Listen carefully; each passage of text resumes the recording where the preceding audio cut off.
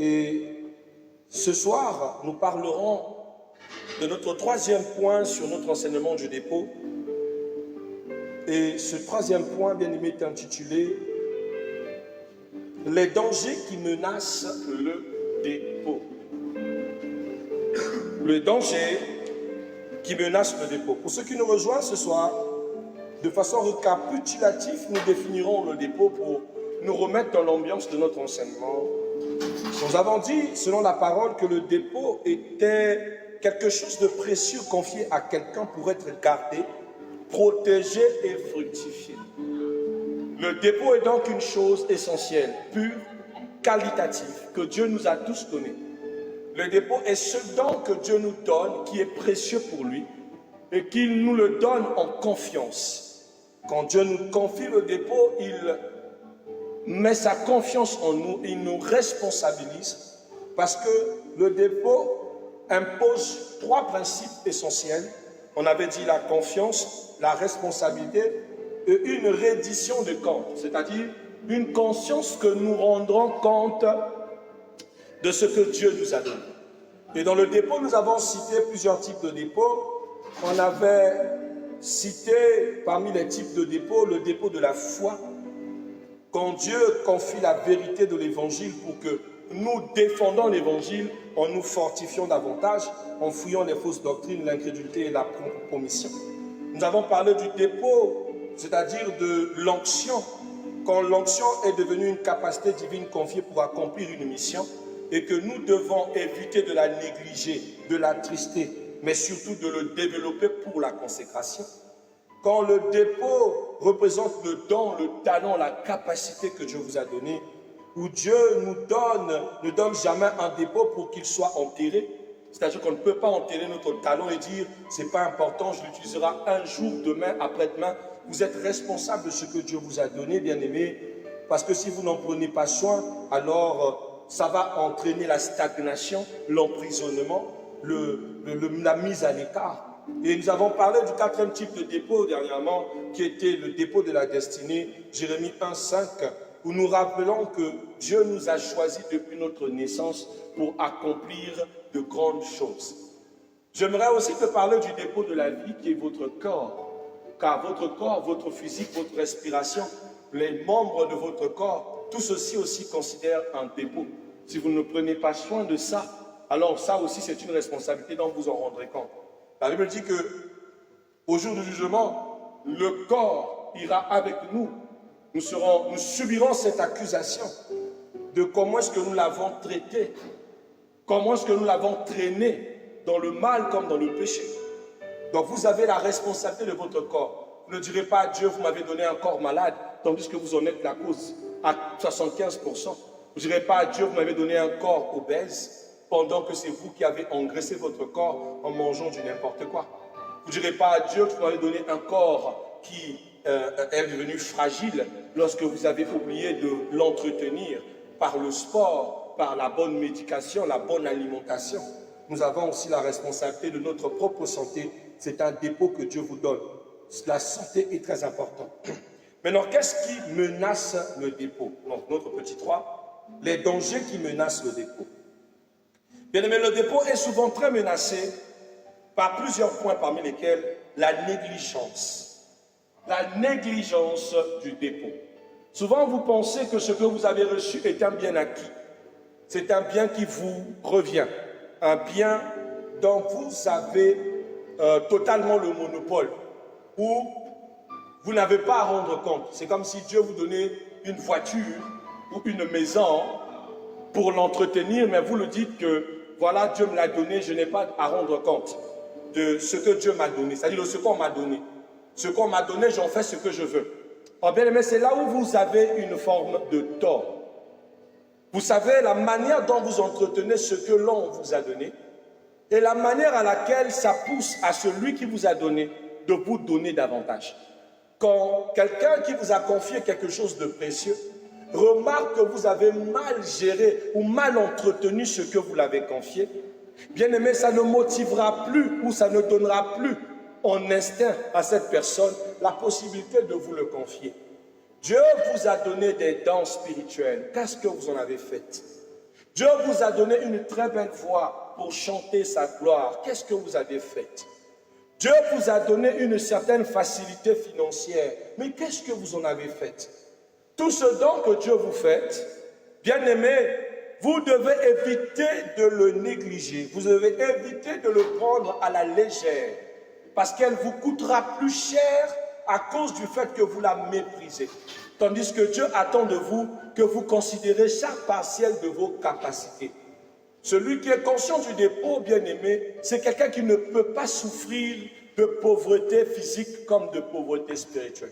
C'est quelqu'un qui sera toujours approvisionné par la grâce parce que cette grâce passera par le développement du dépôt que Dieu lui a donné. Vous devez savoir, dans 2 Timothée 1,16, la Bible dit « Ranimez le don de Dieu ». Nous avons la mission de ranimer ce que Dieu nous a donné. Nous avons la mission de le préserver, de l'encadrer. Souvenez-vous de l'un des principes principaux du dépôt, c'est qu'il est précieux et nous avons le devoir de le garder. C'est-à-dire que vous ne devez pas perdre le dépôt, vous devez en prendre soin. Mais la négligence est l'un des dangers qui nuit au dépôt.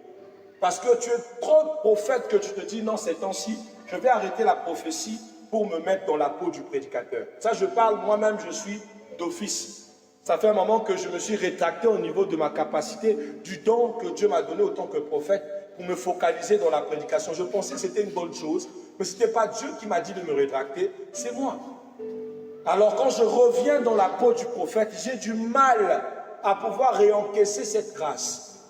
Et quand je me dis, mais pourquoi Seigneur, j'ai du mal à réencaisser une grâce dont j'avais atteint un niveau où même les prophètes de ministère avaient peur de moi?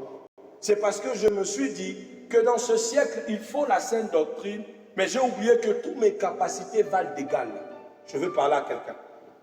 Le dépôt, il n'y a pas de dépôt moins, il n'y a pas de dépôt plus. Tous les dons que Dieu t'a donnés valent d'égal. Si tu ne les prends pas en soin, si tu ne traites pas ces dons en égalité, tu vas devenir incomplet, incompatible à ton appel. Parce que tout ce que Dieu t'a donné est un arsenal, est un équipement pour que tu puisses avancer dans la vie et concrétiser les plans que Dieu a mis pour toi. Donc ne néglige pas le don. Paul disait à Timothée de ne pas négliger les dons qu'il a reçus par imposition des mains. C'est important, bien aimé, ne les méprisez pas. Travaillez-les. Exercez-vous dans tous ces domaines. Mettez en pratique vos capacités. Ne laissez pas l'un et l'autre. Si Dieu vous a donné le cœur de prendre soin des pauvres, d'assister la veuve et l'orphelin, de donner aux autres, d'aimer, de chanter, d'organiser des forums, de soutenir les ministères, ne laissez personne vous pousser à arrêter de faire ce service glorieux parce que tout ça fait partie de votre dépôt, des raisons même pour lesquelles vous êtes dans ce monde. Amen. Alléluia. La deuxième des choses qui menace le dépôt, c'est le péché caché. Le péché caché est l'un des ennemis de votre dépôt. Vous savez bien que le dépôt a nature spirituelle et a nature divine. Et le dépôt exerce facilement dans le corps lorsque le corps est un temple saint. Vous savez ce qu'on dit, un esprit saint pour un corps saint. Mais lorsque vous cachez le dépôt, c'est-à-dire le péché, et que vous la cultiviez dans votre corps, bien aimé, vous allez remarquer que vous aurez du mal d'abord à exercer le dépôt. Parce que la culpabilité va vous ronger et vous empêcher d'exercer les dons et les capacités que vous aviez dans votre vie, dans votre corps, en vous. Beaucoup de personnes sont freinées par ce principe, sur ce danger. Ils laissent le péché caché ruiner petit à petit leur grâce, leurs dons, leurs compétences. Ils ont peur de travailler pour Dieu parce qu'ils ne se sentent pas propres. Et à chaque fois qu'ils essayent de prier pour quelqu'un ou d'exercer leurs dons, leur conscience leur amène au péché, leur poussant à croire qu'ils ne pourront pas du tout obtenir gain de cause parce qu'ils se sentent éloignés de Dieu. Alors bien aimé, que faire? Mais la chose la plus essentielle et la plus importante, la Bible nous appelle à nous repentir de nos fautes. Alors dans ce cas, ne cachez pas vos transgressions, car la Bible dit dans le livre des Proverbes que ceux qui cachent leurs transgressions ne prospèrent point.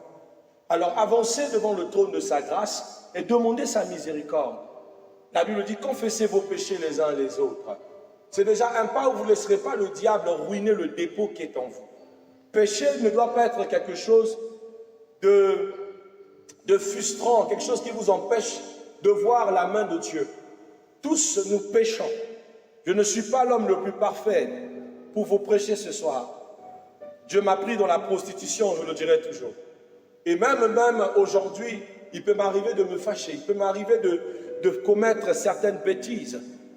Ce n'est que miséricorde qui nous garde dans ces lieux.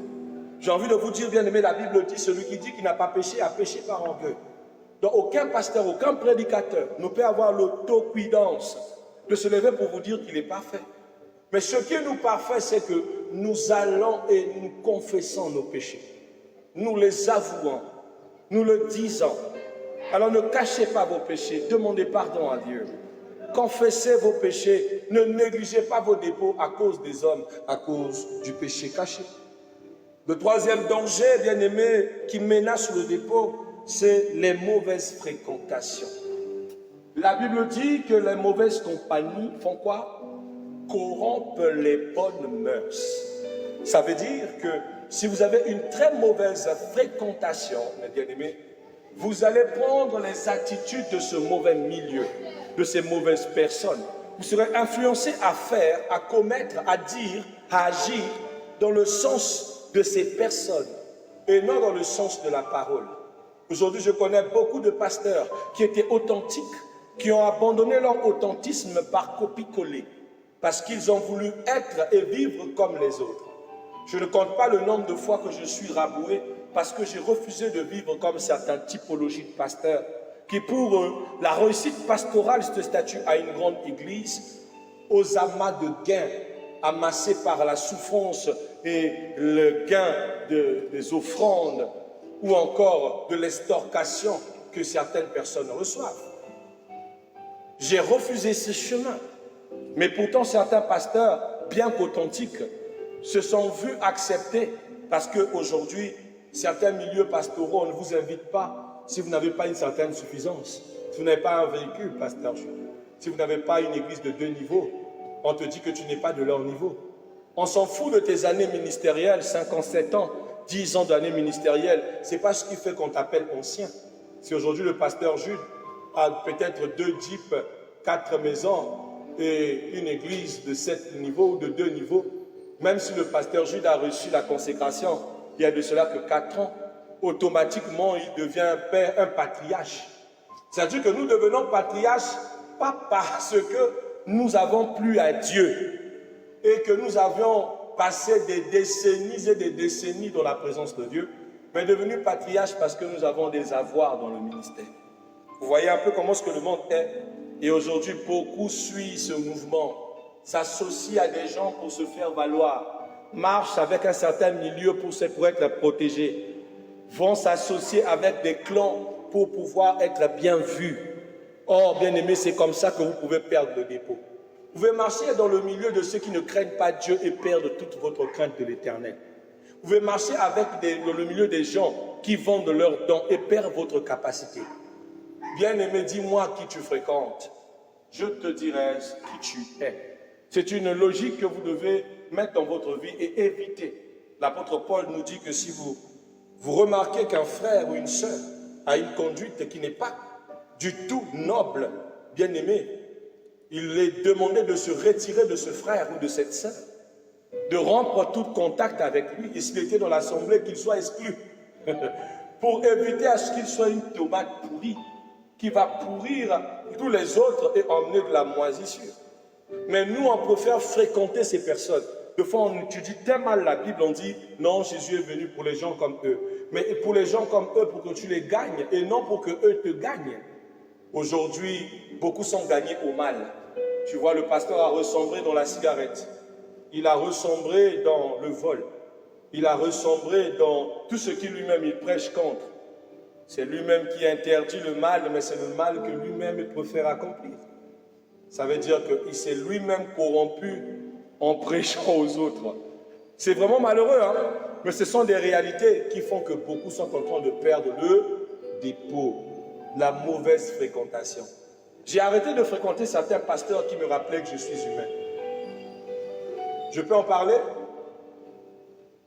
Je vais le dire. Vous savez, à chaque fois, quand vous avez quelqu'un qui vous dit toujours, tu es humain mon frère, même si tu tombes, tu restes humain. Même si tu proclames la sainteté de toutes les manières, tu resteras humain, tu tomberas toujours.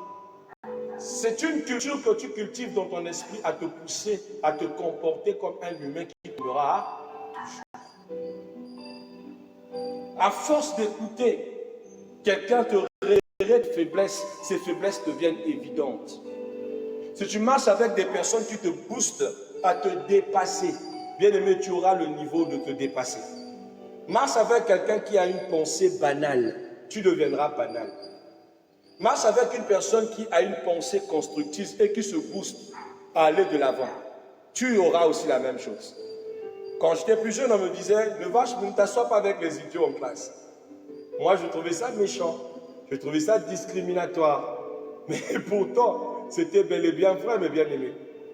Quelqu'un va me dire, non, papa, vous exagérez. Mais c'est la vérité. Plus tu marches avec les idiots, même par compassion, tu deviendras idiot comme eux. C'est pas ça? Ils ne vont t'apporter absolument rien. Ils t'apporteront leur manque de connaissance. Mais quand tu marches avec les sachants, bien aimé, même si tu n'étais pas sachant, même si tu n'es pas sachant à leur niveau, mais tu auras un bagage qui va rester avec toi. Ou quand tu te retrouves avec les non-sachants, bien aimé, c'est comme si tu te rendais compte que marcher avec eux t'avait beaucoup influencé. Quand j'étais en classe de 3e, à ma 2e reprise, j'observais, j'appréciais beaucoup un petit qui s'appelait Bati, un petit très intelligent. Il faisait les 17 de moyenne, les 16. Moi, j'avais déjà répété la classe, mais je n'arrivais même pas à faire 10 de moyenne. J'arrivais même pas à faire 11 de moyenne. Il m'énervait tellement et je restais avec les nuls de la classe et je me disais non, je dois vraiment faire quelque chose pour que cela change. J'ai réfléchi à ce principe, il faut que je change mon milieu. Peut-être c'est avec les gens que je m'assois, ma fréquentation qui m'empêche de m'élever. Je dois changer mon milieu. Je suis allé voir ce petit Bati pendant que nous étions en une récréation. Je lui ai acheté une petite canette de jus à l'époque. Je lui ai dit, écoute, tiens, il me dit, mais pourquoi je t'ai rien fait, ne me frappe pas, parce que j'ai toujours été gaillard et il avait peur que je le frappe. Je lui ai dit, non, je ne veux pas te frapper. Prends le jus. Excuse-moi, Bati, j'ai une question à te poser. Dis, donne-moi ton secret. Comment tu fais pour être toujours le premier de l'école? Et comment tu fais pour avoir 17 de moyenne pendant que je n'arrive même pas à avoir 10? Bien aimé, vous savez, ce petit m'a dit des choses, des conseils. Et ces conseils, moi, je les ai mis en pratique. Et toutes les récréations, on était toujours ensemble avec ce petit. J'ai changé mon milieu. J'ai changé ma façon de faire. J'ai commencé à m'adapter à la façon de voir de ce petit garçon. Il était plus jeune que moi, même de 7 ans. Mais ça n'empêche que j'avais l'impression qu'il refaisait mon éducation. L'évaluation après notre fréquentation, je me suis surpris à aller découvrir ma moyenne du BPC test. Le dernier BPC test, j'avais fait 9,50. Et le BPC test qui est arrivé juste après, j'ai fait 14,58. Bien aimé, ce jour-là, j'ai célébré, j'ai dansé le Makossa pendant au moins 2 heures du temps. Je suis allé moi-même à la direction, j'ai posé la question au directeur pour savoir, c'est vrai, et c'est vraiment moi qui ai eu cette moyenne. Et pourtant, bien aimé, quand j'étais au collège, en 6e, en 5e, je faisais ces moyennes extraordinaires. Je me suis posé à quel moment je suis devenu aussi médiocre. Or, c'est quand j'ai commencé à rejoindre les bandits de Matsua, me battre pour avoir de la fierté, ravir les choses, le brigantisme. Quand j'ai choisi le milieu de la médiocrité, je suis devenu médiocre. Et j'ai compris que, bien aimé, oui, votre fréquentation joue beaucoup dans ce que vous êtes. Vous m'entendez? Beaucoup de pasteurs sont devenus faux parce qu'ils côtoient des gens faux et les assument les gars. Beaucoup de frères sont devenus comme des païens parce qu'ils ont commencé à tolérer le paganisme des autres et à demeurer comme les autres. Beaucoup ont repris la vie des cigarettes, la vie de l'alcool, la vie des femmes, la vie de la fornication, les vies sales, parce qu'ils ont toléré le milieu par lequel ils ont accepté et ils ont rejeté le milieu des frères saints, des frères sanctifiés. Si vous voulez garder le cap dans la foi et si vous voulez garder le dépôt, marchez avec ceux qui se sacrifient pour porter le dépôt. Changez votre fréquentation. Évitez de marcher avec ceux qui vous tirent vers le bas. Je le dis, hein. Évitez de marcher avec ceux qui vous tirent vers le bas. Amen. Une autre chose qui est un danger qui menace le dépôt, c'est la distraction. La distraction est un danger sur le dépôt. Le dépôt doit toutefois fonctionner. Le dépôt doit toutefois être en action. Le dépôt doit toutefois agir. Si vous rentrez dans une distraction, le dépôt reste ferme. Le dépôt est quelque chose qui doit être fructifié. Or, la distraction arrête la fructification. Celui qui se distrait, c'est-à-dire qu'il abandonne son regard sur l'essentiel pour regarder autre chose. Mais à la minute où tu es en train de regarder autre chose, le diable a l'œil sur le dépôt que tu as laissé. Voilà pourquoi, bien aimé, la distraction n'est pas tolérée. Un jour, un frère m'a dit, non, papa, je n'ai pas besoin d'un temps de détente. Il dit, nous, notre détente est dans le Seigneur. Notre détente, ce n'est pas les bêtises. Une sœur m'a dit, papa, moi, je suis prêt à vous payer un petit voyage aux îles Maldives avec maman pour aller vous reposer parce que tous les jours, vous priez matin, midi, soir, vous êtes toujours avec nous. Vous êtes toujours d'actifs. Vous ne vous reposez pas. Même à 3 heures du matin, on peut vous écrire, vous répondez. Pour elle, je dois prendre du repos. C'est-à-dire que je dois me distraire. Mais elle a oublié ce passage de la Bible qui dit un peu de sommeil, un peu d'assoupissement, et la pauvreté vous surprendra. Ce n'est pas seulement la pauvreté physique, hein, même spirituelle. Souvent, le diable n'attend que ça. Bien-aimé, la Bible nous parle d'un seul repos, du vrai repos, le sabbat éternel. C'est-à-dire le jour où tous nous irons vers Dieu pour se reposer. Tant qu'on est sur cette terre, bien-aimé, nous sommes dans le monde des combats. Retenez que Satan ne se repose pas. Satan ne prendra jamais des congés dans les îles Maldives. Même si je dis, Pasteur Jules, tu prends soin de l'église derrière moi, est-ce que ça occulte que mes combats aussi ont pris du repos? Le diable qui me combat va se reposer? Il ne se reposera jamais.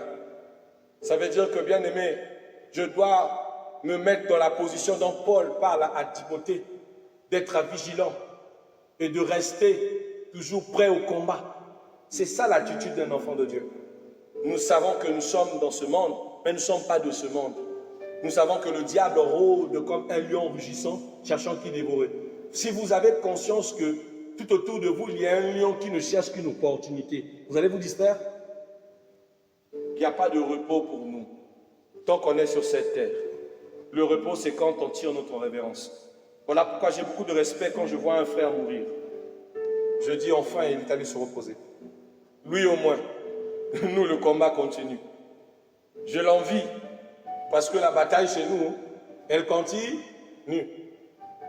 Quelqu'un me parlera de repos. Tu es dans la foi, tu as déjà dormi, même dans le sommeil, tu as du repos. Des fois, on vient même te combattre dans ton propre sommeil. Ton propre sommeil, on te combat. Je m'étais assoupi même pas 2 minutes. Je sens quelqu'un qui est en train de souffler sur ma tête. Comme s'il voulait que je dors. Souffler avec douceur. Et je me suis vu spirituellement la gifler. Femme de nuit, qui voulait profiter de mon sommeil. Tandis que je venais de prier. Je précise, hein, tandis que je venais de... Parce que des fois, tu penses que ces choses n'arrivent jamais parce que tu as beaucoup prié. Non, ça cherche à te distraire pour rentrer. Alors, bien-aimé, n'acceptez pas la distraction. La dernière des choses qui est un danger qui menace le dépôt, c'est la peur. Nous avons vu dans le paramètre des 10 talents, des 5 talents, des 5 gérants de talents, qu'il y avait un qui, par peur, est allé faire quoi? Enterrer le dépôt. Beaucoup par peur ont peur de servir Dieu. Beaucoup par peur ont peur de fructifier. Tellement que vous avez peur, vous n'avez pas la notion du risque, vous avez peur d'aller au-devant. Il y a des gens qui ont peur de la chair. D'autres ont peur d'être critiqués. D'autres ont peur d'être jugés. D'autres ont peur qu'on dise qu'il a mal fait les choses. Faute de quoi il ne veut pas s'assumer ni assumer sa grâce. Et la peur est l'une des limites du dépôt. Je connais des gens tellement compétents, mais la peur leur a occulté au point qu'ils n'ont pas pu faire l'œuvre pour laquelle le Père leur a appelés. Vainquez vos peurs. J'ai toujours aimé cette parole d'un chanteur qui est devenu mon credo. Ta vie sera meilleure si tu vaincs tes peurs. La vie devient plus forte et merveilleuse lorsque vous prenez le contrôle de vos peurs. Ce n'est pas votre peur de vous dicter votre conduite, c'est à vous de dominer votre peur pour avoir une conduite exemplaire. Alors bien aimés, dans les dangers qui menacent, prenez le dessus, ranimez vos dents et traitez-leur avec place, avec joie. Préservez votre dépôt parce que c'est ça qui vous permettra de vivre heureux sur cette terre. La quatrième des choses que nous partagerons avant de nous séparer, c'est comment protéger son dépôt. Pour protéger son dépôt, bien aimé, vous devez avoir l'attitude de la prière constante. La prière constante du juste est toujours d'une grande efficacité, dit la parole. Vous devez veiller sur la prière et prier constamment. La deuxième des choses, bien aimé, c'est la sanctification. Apprenez à vous purifier tant physiquement et aussi vous sanctifier tant spirituellement. Un chrétien ne se sanctifie pas qu'une seule fois, mais toutefois, parce que nous sommes pécheurs et nous devons toujours aspirer à nous sanctifier, à sanctifier nos paroles. À être capable, quand vous dites quelque chose de mal, de revenir et dire « Oh Seigneur, pardonne-moi. Seigneur, purifie ma bouche. Seigneur, sanctifie mes paroles. » D'être capable de dire « Pardonne-moi ma soeur, je n'ai pas dû te parler comme ça. Pardonne-moi chérie, je n'ai pas dû te dire ces choses. » C'est un exercice que j'ai appris à établir depuis près d'une année et 2 ans. De fois, on ne se rend pas compte que souvent, on est sale à cause de nos paroles, à cause des vulgarités que nous sortons. Nous pensons que tout ce que nous disons, sans filtre, n'a pas d'impact sur notre environnement. Tandis que ce qui est sanctifié, bien aimé, est pur et doux, et simple, et amour, et passion. Il n'est pas mal, mauvais, destructeur. Alléluia. Apprenez à sanctifier vos actions, sanctifier vos paroles. La troisième des choses que je vous conseillerais, c'est d'établir une discipline spirituelle. Un disciple sans discipline n'est pas un disciple. Un disciple sans disciple-là n'est pas un disciple. Tous ceux qui sont disciples s'inspirent de la marche de leur maître. Et le maître dont je te parle, ce n'est même pas moi. Le maître dont je te parle, c'est Jésus-Christ dans sa parole. Jésus était amour et tu es amour. Jésus aimait prier et il priait 3 fois par jour, voire 5 fois par jour. Le fais-tu aussi? Jésus pardonnait à ceux qui lui ont fait du mal. Est-ce que toi tu le fais? Jésus-Christ aimait ses oppresseurs. Aimes-tu tes oppresseurs? Jésus-Christ était l'ami du pauvre. Est-ce que tu partages aux pauvres et à l'indigent? Jésus-Christ a donné sa vie pour l'Église, son épouse. Est-ce que toi tu es capable de donner ta vie pour l'œuvre du Seigneur? Toutes ces belles attitudes du Christ, les béatitudes, doivent être les attitudes qu'on retrouve sur toi. Le Christ a dit oui au Père. Est-ce que toi, tu dis aussi oui au Père? Est-ce qu'en correspondance, quand le Père cherche réellement quelqu'un à envoyer, reflètes-tu vraiment l'apparence du Père? Alléluia. Tout ça, ce sont des choses que tu dois rechercher pour préserver le dépôt. Si je dois garder le dépôt, je dois être indiscipliné. Et je dois comprendre que le disciple sans discipline n'est pas un disciple. Un disciple est toujours encadré par son disciple-là. Et notre modèle, notre maître, ce n'est pas l'apôtre Chris Ben, c'est qui? C'est Yeshua HaMashiach. Comme le dit Paul dans le livre d'Éphésiens 5, qui dit « Soyez mes imitateurs, comme je le suis moi-même du Christ ». Il n'a pas dit « comme je le suis moi-même de ma propre constante », mais du Christ, notre Seigneur. Amen. La quatrième des choses que je vous partagerai, c'est l'obéissance immédiate. Quand vous voulez préserver le dépôt, ne tardez pas à obéir à Dieu. Ne remettez pas en question la volonté de Dieu. Moi, j'aime la parole, surtout la réaction de Marie. Quand l'ange de l'Éternel elle parle et lui salue pour lui dire ce que Dieu attend de lui, Dieu l'attend d'elle. Marie s'élève devant l'ange et dit « Je suis la servante de l'Éternel, que me soit faite selon sa parole. » C'est mon credo perpétuel quand Dieu me parle. Il me dit, fais ceci. Je dis, Seigneur, je suis ton serviteur. Que me soit fait selon ta parole. Il m'a dit, tu resteras sale jusqu'à ce que je te dis de redescendre. Ça, c'est quand il s'agissait de faire le vœu de Nazareth. Je sortais droit de mon travail, des congés d'Océan du Nord, quand il me dit, reste comme ça. J'ai obéi pendant près de 2 ans. Je suis resté avec mes cheveux sur la tête. Bien-aimé, l'obéissance immédiate, c'est très important parce que ça emmène toujours la présence de Dieu, l'assistance de Dieu, le langage de Dieu, l'expression de Dieu tout autour de vous. Mais surtout, ce que ça entraîne, c'est que le dépôt fructifie, grandit, car l'obéissance immédiate vous apportera toujours une croissance spirituelle. Nous avons aussi par le Saint-Esprit. Vous ne pouvez pas gérer le dépôt et ne pas aimer le Saint-Esprit ou créer du temps avec le Saint-Esprit. Rechercher le Saint-Esprit, ce sont les choses qui protégeront votre dépôt. Nous avons cité la prière, la sanctification, le discipulat, l'obéissance immédiate et le Saint-Esprit. La Bible dit dans Proverbe 4, 23, il dit « Garde ton cœur plus que toute autre chose. » Quels sont les signes que ton dépôt est actif? Alors, il y a des signes qui nous prouvent que nous avons notre dépôt qui est actif et réactif. Parmi tous les signes, bien aimés, tu ressentiras qu'une sainte agitation intérieure est avec toi. Je dis bien sainte. Des choses qui te poussent à la prière, à une bonne conduite, à une bonne marche, à l'amour, au partage. Là, tu sais que ton dépôt est actif. Tu le sauras aussi parce que tu portes du fruit.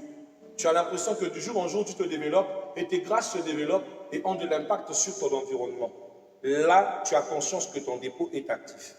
Troisième signe, tu attires de bonnes connexions, c'est-à-dire des personnages, des personnes ou un environnement qui ne t'est pas hostile, mais qui favorise et facilite ton travail, qui facilite l'imprégnation du dépôt.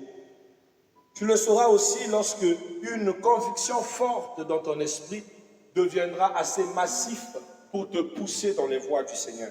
Un autre signe, tu verras aussi les attaques s'augmenter car le dépôt dérange.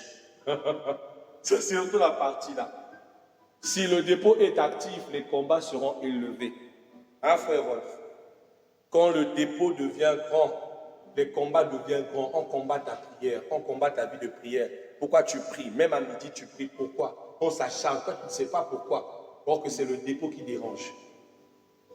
Oh, la prière va t'abrutir. Non, mon petit. Ce sont les signes que ton dépôt est actif. Elle dérange. Elle crée des combats. Elle crée des menaces. Alors, il ne faut pas baisser, mais plutôt augmenter encore. D'accord? La prière d'activation du dépôt